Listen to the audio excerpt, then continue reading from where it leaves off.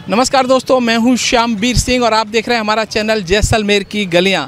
दोस्तों, इस समय मैं हूं गोपा चौक में और गोपा चौक जैसलमेर का हृदय स्थल और इसको हम सूचना केंद्र भी कहते हैं कि पूरे ज़िले की सूचनाएं आपको इस गोपा चौक के पाटे पर यहाँ पे मिल जाएंगी। तो जो कुछ चुनाव का माहौल चल रहा है और एग्जिट पोल लोगों ने देखे हैं और उसके बाद में लोगों के मन में क्या है, हम वही जानने निकले हैं और सही खबरें यहीं से निकलेंगी कि कौन जीत रहा है। एक करीब 7, 8, 10 घंटे की बात है, सुबह तो पता चल ही जाएगा, लेकिन गोपा चौक का विश्वास कितना खरा उतरेगा और आज हम इन लोगों के मन की बात जानते हैं। हमारे साथ बहुत सारे यहाँ के निवासी हैं। पहले हम भैया से जानते, क्या नाम है सर आपका? रमेश व्यास। हाँ रमेश जी, आज की रात जो चुनाव लड़ रहे हैं सच में कयामत की रात साबित होने वाली है और कईयों को तो नींद भी नहीं आएगी। लेकिन आपसे मैं पूछना चाहता हूं कि जो एग्जिट पोल आपने देखे होंगे, देखे ना सर, तो क्या कुछ लग रहा है, ये कितना सच्चाई हो सकती है एग्जिट पोल? एग्जिट पोल सही है। जो एग्जिट पोल दिखा रहा है मोदी के फेवर में, वो सही है। तो 400 पार जा रहे हैं? 400 बोलते हैं, 400 के अंदर ही रहेगा। 400 पार तो नहीं जाएगा, पर 400 के अंदर रहेगा, सरकार उनकी बनेगी। अच्छा, ये एक बात महत्वपूर्ण है, जैसलमेर और बाड़मेर जो लोकसभा है ये एक हॉट सीट बन चुकी है और देखो यहाँ से लेके दिल्ली तक चर्चा हो रही है इसकी। तो यहाँ क्या कुछ हो सकता है? अभी तक ना तो कोई चैनल ठीक से बता पा रहा है, कहीं कोई मतलब स्पष्ट तौर से कह नहीं सकता है कि कौन जीतने वाला है। यहाँ का क्या कुछ होने वाला है? पर्सनल जैसलमेर का तो अभी कुछ भी नहीं कह सकते। आप भी नहीं कह सकते? हाँ, आप भी नहीं कह सकते। क्यों? कि भाई बाड़मेर जो है वो बाड़मेर में उसकी दोनों की टक्कर है और एक ज़्यादा एरिया बाड़मेर का है, इसलिए वहाँ क्या स्थिति है। अपन तो जैसलमेर बैठे, पर जैसलमेर में 50-50 फिर भी है, टक्कर बराबर की है। 50-50 में किसको ले रहे हैं आप? भाई हम तो बीजेपी वाले हैं। बीजेपी के साथ कांग्रेस या निर्दलीय? हैं? कांग्रेस या निर्दलीय? नहीं, निर्दलीय। अच्छा, ये कहना है कि यहाँ पर 50-50, लेकिन बीजेपी के साथ हम निर्दलीय को रख रहे हैं, कांग्रेस को हम अभी भाव नहीं देख रहे हैं। टक्कर निर्दलीय और बीजेपी की बता रहे हैं, लेकिन हवा अभी ऐसी चल रही है कि कहीं कुछ पता नहीं चल रहा है। लेकिन निश्चित तौर पर दिल्ली में माहौल ये है कि 400 पार जा रहे हैं। सर, आपका मन क्या कह रहा है? हमारा तो मन यही कह रहा है कि बीजेपी जानी आएगी 400 पार। 400 पार तो खैर नहीं हो सकती, क्योंकि अभी माहौल भी ऐसा बन गया है। 400 पार तो नहीं होगी, लेकिन सीटें जरूर आएगी बढ़िया। लेकिन हम वही सवाल आपसे भी पूछे, जैसलमेर बाड़मेर में क्या? बाड़मेर में तो अब दोनों के एग्जिट पोल के हिसाब से तो वो दोनों की, उसका तो नाम ही नहीं है बीजेपी वाले का, तो कोई दोनों का टक्कर बता रहे हैं। अब उनमें किसका भाग्य है वो सुबह मालूम पड़ेगा। तो क्यों हमारे साथ में बहुत ही अनुभवी व्यक्ति, बहुत बुजुर्ग, बहुत सारे चुनाव देखे होंगे। सर, आपने तो बहुत सारे चुनाव जैसलमेर के देखे होंगे और इस बार का चुनाव कहीं कुछ अलग लग रहा था कि वैसा ही था जैसा आप देखते आ रहे हैं? इस बार का चुनाव बड़ा ही विचित्र लगा, क्योंकि जो बीजेपी का कैंडिडेट है वो कैंडिडेट कुछ कमज़ोर लग रहा है। अच्छा, इतना चुनाव जैसे बहुत भयंकर चुनाव प्रचार देखा, इतना मैंने कभी देखा नहीं था। बहुत सारी गाड़ियाँ, अनाप शनाप रैलियाँ बड़ी बड़ी। यहाँ तो बड़ा ही साधारण तरीके से चुनाव होता था। ऐसा पहले लगता था कि जैसलमेर चुनाव जीतना बड़ा आसान है, लेकिन क्या यहाँ भी कठिनाई होती जा रही है? यहाँ तो कठिनाई है। एक बंदा उसने अपने बलबूते पर, यदि हार जीत तो किसी के किस्मत में है, लेकिन मैं इस रविंद्र को जो है दाद देता हूँ कि जो है इतनी भीड़ इकट्ठा करके अपने बलबूते पर, ना किसी का उसका कोई प्रचारक है, ना किसी को, खुद अपने ही पूरे भारत में भ्रमण करके और उसने जो अपना बनाया है, तो हार जीत तो मालिक के हाथ में है, लेकिन ये आदमी जो है बड़ा मजबूत है। एक बात है, जैसे सूर्य गर्मियों में यहाँ निकलता है और एकदम से ऊपर छा जाता है, क्या ऐसे ही निकले एकदम से और छा गए? ऐसे ही समझो सर। तो जीते भले ही नहीं, हार जीत तो होती रहती है, लेकिन उन्होंने अपनी उपस्थिति दिल्ली तक दर्ज करा दी है। बिल्कुल साहब करा दी है और मुझे लग रहा है आने वाले समय में ये जैसलमेर का भविष्य साबित हो सकते हैं। बिल्कुल साहब, ये जैसलमेर का जो है भविष्य इसी की है। थोड़ा धैर्य रखने की जरूरत है, बहुत ही आकांक्षा इतनी जल्दी नहीं पालनी चाहिए। ये थोड़ी सी इन्होंने जो है एमएलए की पोस्ट पे 4 साल करते और उसके बाद में यदि मान लो अपना माहौल बनाते तो बहुत ज़्यादा इसको कोई हराने वाला नहीं था। लेकिन आप क्या कह रहे हैं यहाँ पे क्या हो सकता है? होने को तो साहब जनता अपने मन की बात किसी को कहते नहीं है, लेकिन माहौल ये लग रहा है कि टक्कर बड़ी ज़बरदस्त है और हज़ारों में ही 5, 7, 10 हज़ारों में ही जीत हार होगी। बिल्कुल ठीक कहा। और यहाँ पर एग्जिट पोल में जैसलमेर का भी ठीक से अनुमान कोई भी चैनल नहीं लगा पाया है। और हमारे साथ जैसलमेर के बहुत सारे नागरिक हैं। क्या नाम भैया आपका? देवेंद्र व्यास। व्यास जी, चुनाव तो बहुत देखे होंगे, लेकिन अद्भुत चुनाव जैसलमेर का अभी तक कोई कहीं अंदाज़ा नहीं लगा पा रहा है। यहाँ के निवासी, आपको कुछ अंदाज़ा है कहाँ ये सीट किधर जा रही है? जैसलमेर में तो रविंद्र सिंह जी की और उम्मीदवार राम जी की टक्कर है बराबर। अभी भाग्य की बात है, कौन जीतता है ये कह नहीं सकते परफेक्टली। अच्छा, मैंने देखा था रविंद्र जी भाटी की जो रैलियाँ थी, ज़बरदस्त भीड़ थी।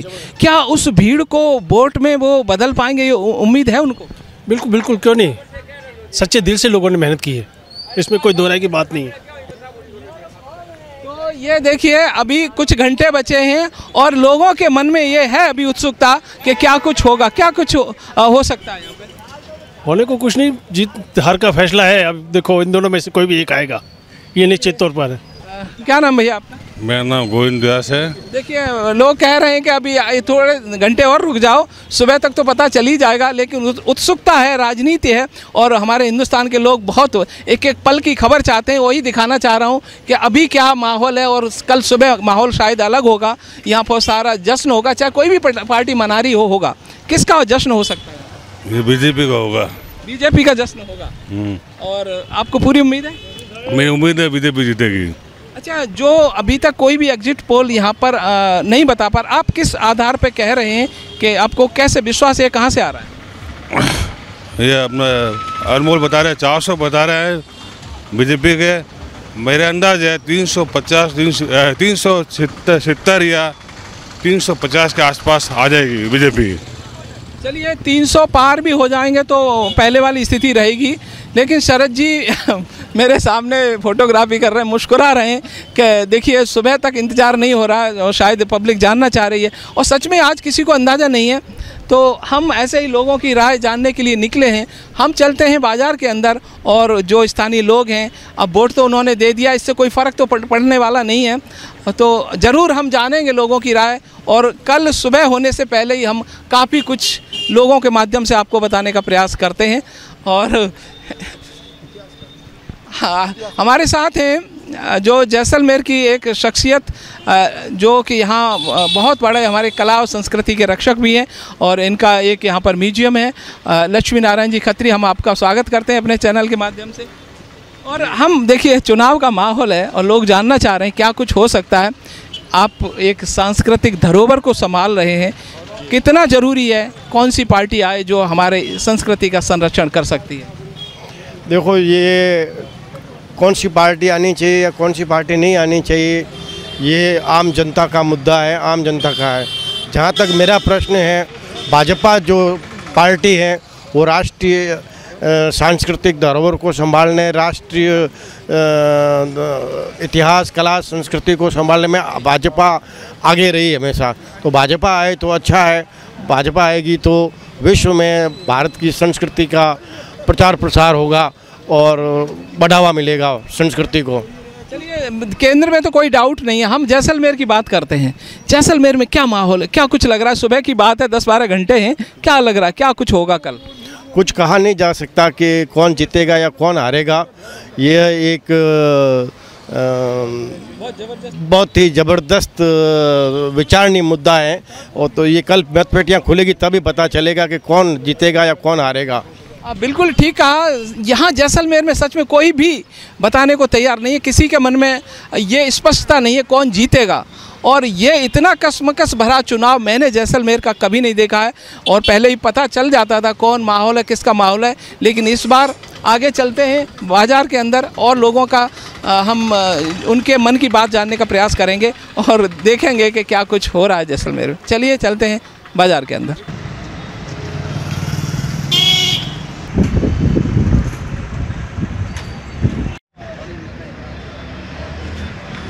अभी श्याम जी ने आपको जैसलमेर के गोपा चौक का हाल बताया और हम आज चर्चा करने चले हैं कि कल यानी अब से कुछ घंटे बाद हमारे देश के जो चुनाव परिणाम हैं उनको लेकर लोगों के मन में क्या चल रहा है। तो जैसलमेर की गलियों के इस चैनल में श्याम जी के साथ अभी आपने यात्रा की गोपा चौक की, और मैं इस समय खड़ा हूँ हनुमान चौराहे पर और देख रहा हूँ कि बहुत भीड़ लगी है। चाय पर चर्चा के साथ चुनाव परिणाम की चर्चा है। तो आइए, हमारे साथ कुछ लोग हैं जो यहाँ पर चाय की चुस्कियों के साथ इस धूप की सुहानी शाम में एंजॉय कर रहे हैं। आइए इनसे बात करते हैं। आप कहाँ से? गुजरात से। आप हमारे साथ गुजरात से हैं। चुनाव के परिणाम को लेकर आप क्या सोचते हैं? परिणाम तो अच्छे ही आएंगे, बीजेपी का शासन है, बीजेपी ही आएगी सभी जगह। राजस्थान में 25 सीटों को लेकर थोड़ा सा संशय बना हुआ है, लोगों का ये मानना है। गुजरात में आप कितनी सीटें देना चाहेंगे? 26 में से 26। 26 में से 26। आप ये जो 26 सीटें देना चाह रहे हैं, ये सीटें आप वहाँ के लोकल एमपी को लेकर देंगे या सिर्फ मोदी के नाम को? मोदी के नाम पे। ऐसा क्यों? क्योंकि वो चेहरा ही ऐसा है, सब काम करता है, मतलब विकास का काम सब हो रहा है, पूरा देश में इतना काम चल रहा है, सब वगैरह वगैरह। अच्छा, ये मान रहे हैं कि गुजरात में 26 सीटें दे रहे हैं, इनका प्रेडिक्शन अलग है। एग्जिट पोल को लेकर कल जो दावे किए जा रहे हैं उसकी सच्चाई जो है वो सुबह सबके सामने आएगी, लेकिन एग्जिट पोल को लेकर लोगों के दिमाग में जो विचार रहा है कि वो लगभग सही होते आ रहे हैं। लेकिन सबसे बड़ी बात यह है कि किसी भी प्रकार के पोल को अगर आप देखें तो उसके आंकड़ों में कुछ तो इधर उधर का परसेंटेज झलकता ही है। असली आंकड़े तो तभी आते हैं जब सारा परिणाम सामने आता है। आइए हम एक और हमारे साथ हमारे साथी हैं, भाई, इनसे बात करते हैं। आप कहाँ से? हाँ, मैं गुजरात से हूँ, पोरबंदर से। गुजरात पोरबंदर। अब वहाँ पे आपने चुनाव देखा, वहाँ पर अपना वोट भी डाला, आप वहाँ पर किसकी जीत मान रहे हैं? नहीं, हम तो बीजेपी की जीत मांग रहे हैं। एक्चुअल में क्या है कि बीजेपी ने विश्व के अंदर अपना नाम आगे बढ़ाया है, मतलब मोदी जी के हिसाब से, तो हम तो उसको ही मानते हैं, मोदी जी को ही। इसके कारण मतलब बीजेपी आएगा हमारा गुजरात में, तो वो निश्चित ही है। गुजरात में पहले भी मुख्यमंत्री के तौर पर नरेंद्र मोदी ने काफ़ी काम किया है, तो उनका एक एक्सपीरियंस भी रहा है, आप लोगों ने देखा है। तो अब प्रधानमंत्री बने हैं, तो उसके बाद गुजरात को लेकर उनका जो विज़न है वो अब भी वैसा का वैसा ही है या कुछ उसमें फ़र्क आया है जिसके कारण आपने अभी भी मोदी को ही चुना? नहीं, एक्चुअल में क्या है कि पहले जब मुख्यमंत्री थे वो टाइम पे गुजरात का ज़्यादा डेवलप हुआ। उसके बाद जब पीएम बने तो 5 साल गुजरात में रुक गया था। उसके बाद गए 5 साल के अंदर मोदी जी ने फिर वापस गुजरात को ले लिया है, कवर करना, जो फैसिलिटी है सब कुछ है वो आगे बढ़ाया है। और हम चाहते हैं कि मतलब अपना विश्व के अंदर जब इंडिया का नाम नहीं था तो मोदी जी ने नाम आगे बढ़ाया है कि इंडिया जहाँ भी देखो वहाँ इंडिया का नाम आ रहा है। उसके कारण हम बीजेपी को ही मानते हैं और उसको ही आगे लेते हैं, बस उतना ही हमारा तो कहना है।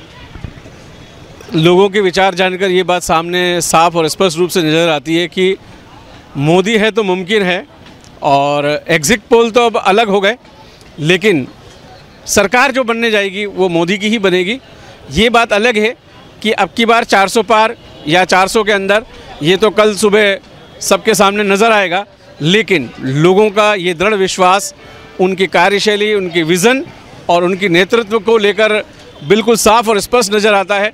इस चर्चा में हमने जितने भी लोगों से बात की वो सब यही मानते हैं कि सरकार बीजेपी की बनेगी। अगर भले ही सीटों का जो है वो आंकड़ों का खेल है, उसमें कुछ पूरी भी हो सकती है, कुछ पूरी नहीं भी हो सकती है, लेकिन फिर भी वो ये मानकर चलते हैं कि जो कल का रिज़ल्ट है वो काफ़ी हद तक एक तरफा होगा। आइए हम एक और हमारे साथ व्यक्ति उनसे बात करते हैं। आपका नाम? राजेंद्र।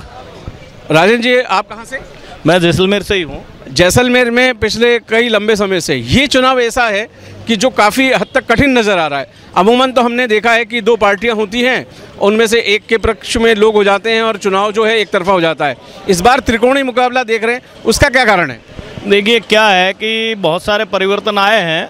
आप एक समय था जब जैसलमेर को सबसे पिछड़ा हुआ मानते थे, एकदम लास्ट एंड का जिला, लेकिन मोदी जी के आने के बाद में स्थिति ये हो गई कि जिसको हम लास्ट कहते थे मोदी जी ने उसको फर्स्ट घोषित कर दिया। आप देखेंगे कि मोदी जी ने सुदूर उत्तर पूर्व में, जिसको हम बोलते थे कि लास्ट चाइना बॉर्डर है, मोदी जी ने बोला ये पहला गांव है, देश का पहला गांव, वैसे ही ये पहला जिला। तो इस प्रकार से मोदी जी ने क्या है कि सीमाओं को जो मजबूत किया है ना, उसके कारण से लोगों के भाव बहुत परिवर्तित हुए हैं। दूसरा, जैसलमेर बहुत आधुनिक है। आप ये मत सोचिए कि जैसलमेर एक रेगिस्तानी गांव है या ग्रामीण लोग है, ऐसा। या 7 समंदर पार आज से 50 साल पहले से क्या, आज से 500 साल पहले तक भी जो है 7 समंदर पार का व्यापार जैसलमेर से होकर के ही होता था। तो इसलिए यहाँ के लोग अपने रहन सहन में भले ही ग्रामीण लगे, लेकिन वो बहुत आधुनिक है। धीरे धीरे लोगों की मानसिकता में बहुत परिवर्तन आता है। हर व्यक्ति को लगता है कि लोकतांत्रिक व्यवस्था है तो हम मतलब जो है उसमें अपना भी भाग ले, तो इसलिए हुआ है। लेकिन जो आप कह रहे त्रिकोणीय मुकाबला, तो ठीक है, अब रैलियां करने से या भीड़ इकट्ठा करने से कोई मुकाबला या मुकाबले में नहीं आ जाता है। होता है एक थोड़ा सा क्या है, सोशल मीडिया का भी टाइम है, मीडिया में भी अभी क्या है कि बहुत जल्दी सारी चीज़ें सामने आती है, तो इसलिए ऐसा लगता है कि है। लेकिन वास्तव में त्रिकोणीय मुकाबला मुझे मेरी दृष्टि में कहीं दिखा नहीं। वो कल आपको सुबह कुछ ही घंटे बाद में परिणाम पता चल जाएगा कि वास्तव में जो है वो किसके बीच में मुकाबला हो रहा है। अब ये तो क्या है, मोदी जी है, ना तो बीजेपी ने इलेक्शन लड़ा है, ना राष्ट्रीय स्वयंसेवक संघ ने इलेक्शन लड़ा है। ये इलेक्शन लड़ा है भारत की जनता ने। ये मैं आपको बता दूं, ये इलेक्शन भारत की जनता ने लड़ा है। कोई भी पदाधिकारी कहीं पे भी हमको दिखाई नहीं दिया। ये आम लोगों ने इलेक्शन लड़ा। आप सोशल मीडिया पे भी देखेंगे ना, तो आईटी सेल्स किसी भी पार्टी की आपको कहीं मजबूत नहीं लगी होगी। आईटी सेल्स की जगह पे आम व्यक्ति के व्यूज़ जो है वो आपको ज़्यादा देखने को मिले होंगे कि हम क्या कर रहे हैं, किसके साथ है, कैसे है, वो सब है। तो इसलिए ये सारी चीज़ है। बाकी तो अब कल परिणाम जो है वो सामने आएगा तो सबको पता चलेगा कि वास्तव में क्या स्थिति आई है। लेकिन फिर भी जैसलमेर के लिहाज से देखा जाए तो जैसलमेर एक अलग क्षेत्र है, बाड़मेर भी उसके साथ है, बालोतरा भी इसके साथ है। तो 3 अलग अलग जिलों को मिलाकर एक कॉन्स्टिट्यूंसी बन रही है और एक लोकसभा सीट बन रही है। तो आपको नहीं लगता कि भले ही अब जीते कोई भी, लेकिन चुनाव का जो समय रहा है वो बड़ा रोचक रहा है और लोगों को काफ़ी हद तक सोचने के लिए मजबूर किया है? ना, वो तो सीधी सी बात है। अब आप देखिए 60, 70, 80 हज़ार स्क्वायर किलोमीटर के एरिया में अगर इलेक्शन होगा तो स्वाभाविक है कि वो रोचक तो होना ही है, क्योंकि व्यवस्थाएं भी उस हिसाब से करनी पड़ती है। सरकार को, इलेक्शन कमीशन को सारी चीज़ें करनी पड़ती है। लेकिन सबसे बड़ी बात यह है कि इस बार जो है वो निर्दलीय के हुंकार भरने से थोड़ा सा लोगों में एक परिवर्तन आया, एक सोच में परिवर्तन हुआ। दूसरा, जो स्थापित राजनीतिक पार्टियां हैं उनको भी ऐसा लगा कि भाई अब वो टाइम नहीं है कि सिर्फ एक चुनाव चिन्ह के ऊपर ही कोई लड़ेगा, ऐसा नहीं है। आम लोग भी जागृत हो रहे हैं, अच्छी बात है, लोकतंत्र में होना चाहिए, ऐसा नहीं है। नहीं तो क्या है, निरंकुशता भी आ जाती है। तो इसलिए क्या है कि थोड़ा इस चीज़ को मैनेज करने के लिए आम व्यक्ति को भी ऐसी चीज़ों में बढ़ चढ़ के भाग लेना चाहिए।